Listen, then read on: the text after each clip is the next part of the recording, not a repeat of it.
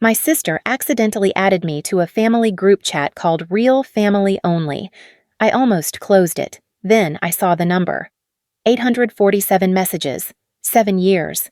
I scrolled once and felt my stomach drop. They called me the charity case. They joked about my failures. They placed bets on when my marriage would collapse, then celebrated when it did. I didn't scream. I didn't reply. I screenshot everything, every message, every reaction. Then I sent one sentence, "Thanks for the receipts." And 4 days later at my grandmother's birthday party, the truth was forced into the open. The glow of my phone turned my bedroom into an interrogation room. Real family only. 8 names. Mine wasn't supposed to be there. Grandma wasn't either, which told me this wasn't family at all. It was a fence, and I'd been on the outside for years. At the top, a number sat there like a verdict, 847 unread messages. I scrolled the way you do when you step into a conversation late, hoping you'll find the context before it finds you. Swipe after swipe, the timestamps stopped looking like last week and started looking like another lifetime. 7 years ago, the very first message was from my aunt finally. A place to talk without you know who's seeing. My sister replied instantly, "Charity case free zone." Then, my mother, the woman who still kissed my cheek at holidays, typed, "Don't be mean." But yeah, this is nice. It didn't land like a slap. It landed like weight, heavy and slow and absolute. A few messages later, they made it official. A nickname thread like they were naming a pet they didn't respect. My sister knew rule we call her CC, a cousin Cece. My aunt charity case. And my mother again. That's awful, but also kind of accurate. LOL. I kept reading because pretending I hadn't seen it wouldn't unsee it. The chat wasn't occasional. It was routine. A running commentary on my life like I was a show they hated but couldn't stop watching. When I lost my first nursing job because of budget cuts, they didn't ask if I was okay. They celebrated. They rote-called it. They joked about how long it would take before I begged for help. When I started dating my ex-husband, they treated it like a betting bracket. Under a year, 18 months, 2 years if you're feeling generous. Then I saw the line that turned my stomach into ice. When I got engaged, my sister wrote, "Starting the divorce pool now." People piled in like it was a harmless game. Numbers, confidence, smirking little predictions. My mother pretended to scold them, then joined in. I searched by date because I needed to know what they said when my life actually cracked open. The week my marriage ended, my sister announced it like she'd won something. My aunt asked who had the closest guess. They compared timelines. They argued over whose number was basically right. And then my mother wrote, "I just got off the phone with her." She was crying. My aunt replied, "She'll get over it. At least she doesn't have kids. One less grandchild to worry about." I stared at that sentence until my eyes stopped watering. Not because it was dramatic, because it was casual. Like throwing something away without even looking at it. I didn't cherry pick. I didn't stop at the worst parts. I screenshot everything, every insult, every laugh reaction, every time they used my name like it tasted bitter. I organized it the way I organize emergencies at work. Steady hands, no wasted motion. Near the bottom of the archive, I found a short exchange from months ago about Grandma and a notebook she kept. My sister complained that my name showed up in it more than once. That's when the chat stopped being a shock and started looking like a pattern I'd been living inside. Once you see the pattern, you can't unsee it. The chat didn't invent their cruelty. It documented it. It explained all the moments I'd filed away as awkward, or maybe I'm overthinking. Like the call 3 days before Grandma Eleanor's birthday. I asked my mother Diane what the dress code was. She laughed softly, the same laugh she used when she wanted to sound harmless. "Oh, just casual honey, nothing fancy." I believed her because believing her was my default. It was easier than admitting she'd ever set me up on purpose. The next day, I dropped off Grandma's medication at Mom's place. I wasn't snooping. The phone was on the counter screen, lighting up with a preview message from my sister Brielle. "Remember cocktail dress. Photographer coming at 4. Casual. Right, that wasn't an accident. That was a trap disguised as a favor. If I showed up underdressed, I'd look messy in the photos. If I showed up overdressed, I'd look like I was trying too hard. Either way, I'd be the joke. The perfect little party trick humiliate me without ever raising their voice. Then there was the voice message. The night after I saw that preview, I called Brielle because some small, stubborn part of me still wanted to believe sisters could be sisters. I kept my tone polite. I asked if she needed help with the party. The pause on the other end was long enough to feel like a decision. "Oh, Grandma invited you too," she said flat as a countertop like I'd just told her the weather. We hung up. 20 minutes later, a voice memo hit my phone. I pressed play. It wasn't meant for me. Brielle's voice was muffled, laughing with someone else. She's so annoying calling me like we're close. She acts like she's special just because Grandma likes her. I don't even get what Grandma sees in her. More laughter. Then the message cut off like someone had realized. A second later, "Oops, sent that by accident. Don't mind it. LOL. Accident, sure." And the more I thought about it, the more those accidents lined up like stepping stones leading to one place: my silence. Every time they nudged me to doubt myself, they bought another year of control. Even the notebook comment in the group chat made sense now.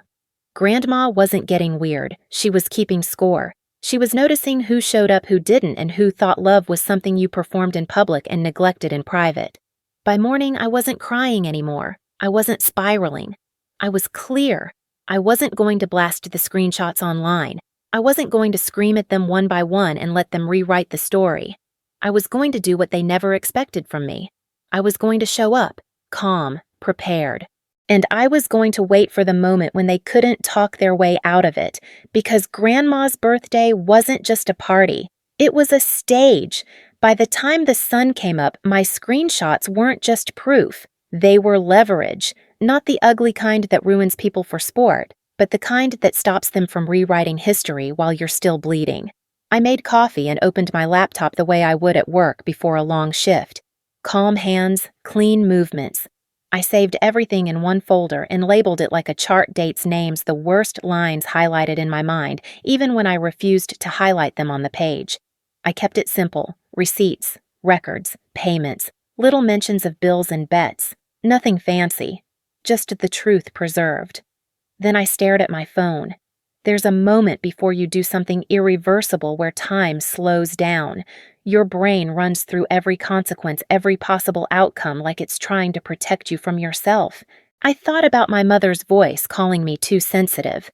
I thought about Brielle's laugh in that voice memo. I thought about Grandma Eleanor sitting alone at night, pen scratching in her notebook, still keeping track in a way no one bothered to respect. And I thought about the next 4 days.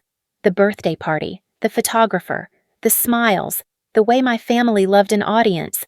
I didn't want revenge. I wanted reality.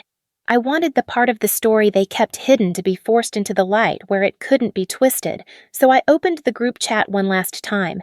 No dramatic speech, no threat. Just one sentence typed slowly like I was signing my name to a decision. "Thanks for the receipts." I hit send and immediately left the chat. For 3 seconds, there was nothing. Then my phone detonated. Brielle called. I declined.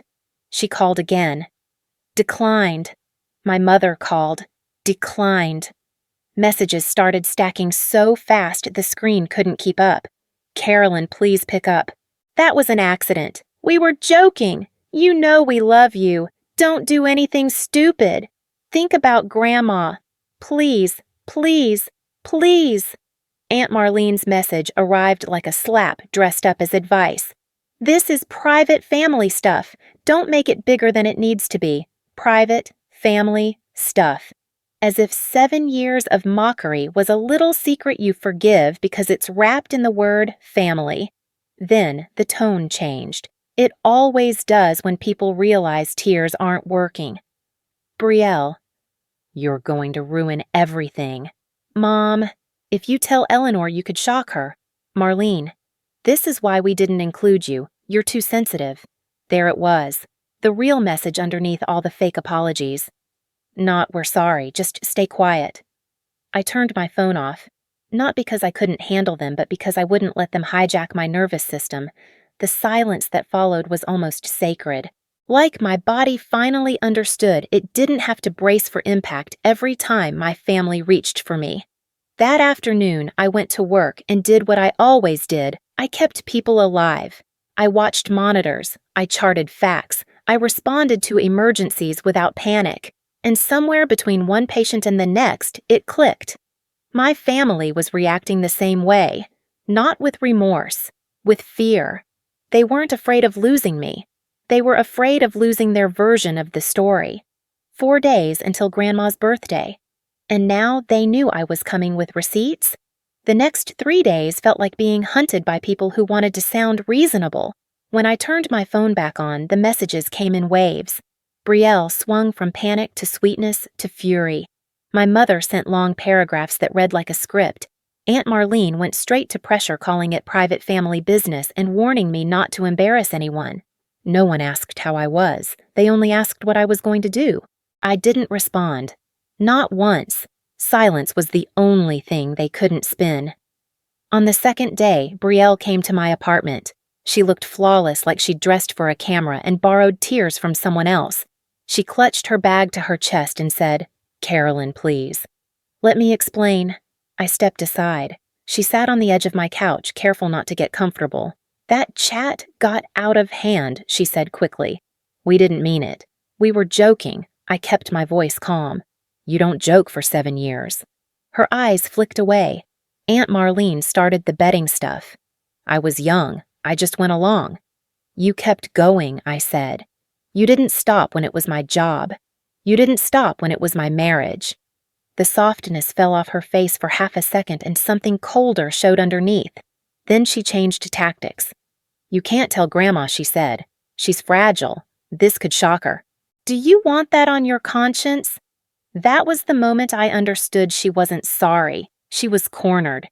"Don't use Grandma as a shield," I said. "If you cared about her, you would have shown up when nobody was watching." Brielle's jaw tightened. "I have a life. I have responsibilities. And I have receipts," I said. "You wrote them. I just saved them." Her eyes narrowed like she was measuring how far she could push. "So what's the plan?" she snapped. "You're going to ruin the family. You're going to embarrass Mom. You always want to be the victim, the old label, the same one they used whenever I refused to shrink." I stood and opened my door. "I'm going to Grandma's birthday," I said. "Because she invited me. What happens there depends on whether you can stop lying long enough to face what you did." Brielle rose, slowly smoothing her dress like she was resetting her mask. At the doorway, she turned back. "You know why nobody likes you," she said. "You make everything heavy." I didn't raise my voice. "And you make everything fake," I said. "I'd rather be heavy than hollow." After she left, I laid my dress on the bed. Midnight blue. Simple. No room for them to call it attention-seeking. No room for them to set me up again. I didn't feel angry anymore. I felt steady. 1 day left. And I could tell they weren't trying to fix what they'd done. They were trying to save their stage. Grandma Eleanor's birthday was in a quiet neighborhood in the city, the kind of place where smiles come with witnesses.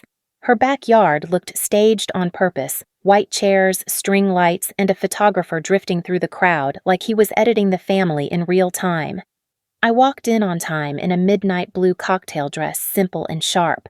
My mother's smile tightened the second she saw me.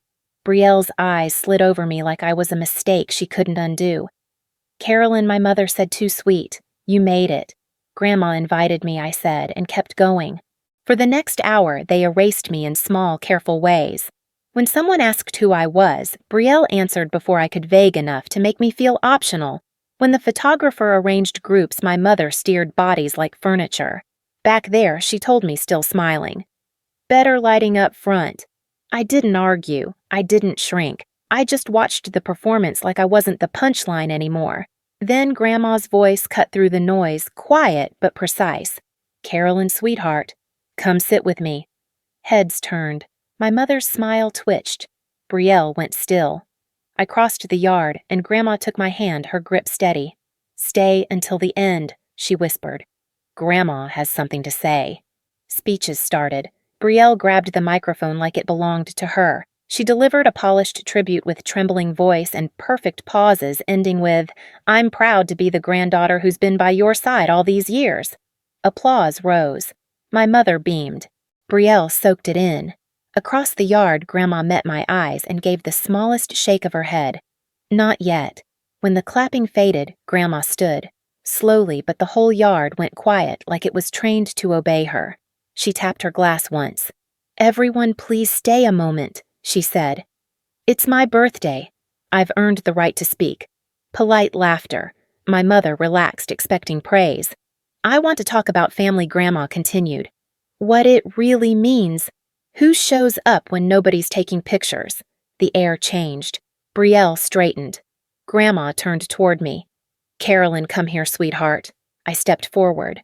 Grandma took both my hands and faced the crowd. "This is my granddaughter," she said clearly. "The one who's actually been there." Brielle forced a smile. "Grandma, we're all family."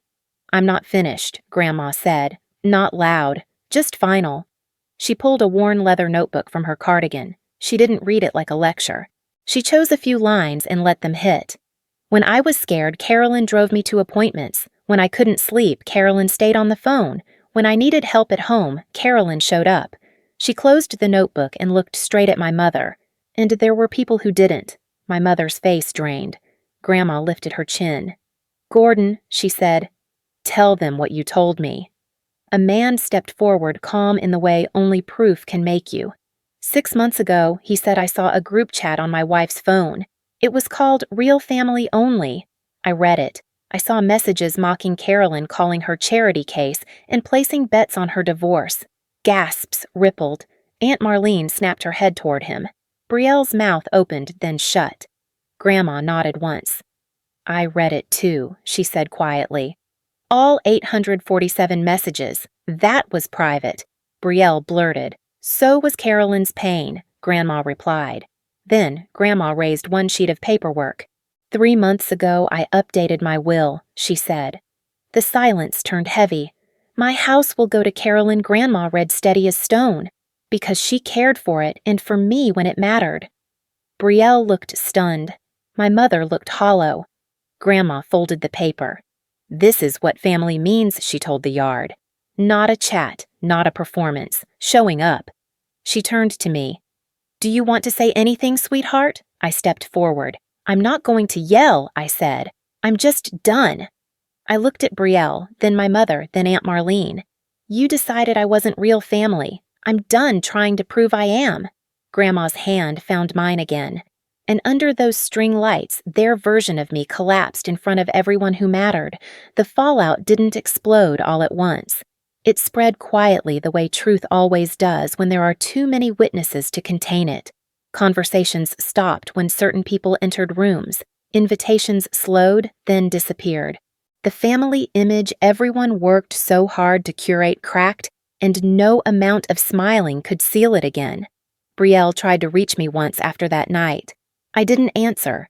My mother sat in the space between regret and pride, unsure which one she deserved. Aunt Marlene stopped calling altogether. Nobody ever brought up the group chat again, but they didn't need to. The silence carried everything. I didn't feel victorious. I felt lighter, like I'd finally put something heavy down after carrying it for years without realizing how much it weighed. I didn't gain a family that night. I gained clarity. And boundaries I no longer felt guilty for keeping. If you've ever felt like the outsider in your own family, like something was wrong but you couldn't prove it, this is your reminder. You're not imagining it. Truth doesn't need volume. It needs timing. If this story resonated with you, share your thoughts in the comments. And if you want more stories about family boundaries and quiet justice, subscribe when you're ready. Alright, before we wrap this up, I want to zoom out for a second because this story isn't just about one family being messy. It's about something a lot of people deal with now, and it's honestly way more common than we like to admit. The private chat culture, where cruelty starts to feel normal because it's happening behind the screen. Here's how it usually goes. It starts with a little inside joke, a nickname, a moment like, "Can you believe her?" Someone drops a comment, people react with laughing emojis, and suddenly the group has a shared language. And when that language is built on tearing one person down, the group bonds tighter, the more brutal it gets. That's not venting, that's a system. And when the target finally sees it, The first move is almost always the same. They try to spin it. You're too sensitive. It was a joke. It's private. In plain terms, that's gaslighting. Trying to make you doubt what you clearly saw and what clearly heard. The consequences don't stay in the chat. The targets start second-guessing themselves, shrinking, over-explaining, trying to earn a seat at a table that was never built for them. Meanwhile, the group learns that silence equals permission. The longer it goes on, the harder it is for everyone to admit they have been part of something ugly. So here's what we stand for on this channel. We're not cheering chaos, we're cheering clarity. We're cheering the kind of accountability that doesn't need to scream to be real. If you are ever in that chat, don't be the extra laugh. Say one honest lie. I'm not doing this. And insist if it continues. If you are the target and you find out, don't file a reply in the heat of it. Save what you saw, breathe, and make your next move when you're steady. And keep your boundaries simple enough to enforce. One clear lie, one consequence, and then follow through. Because if the closeness of the group depends on tearing one person down, I need you to really sit with this. Are you looking at family or a club you have already outgrown?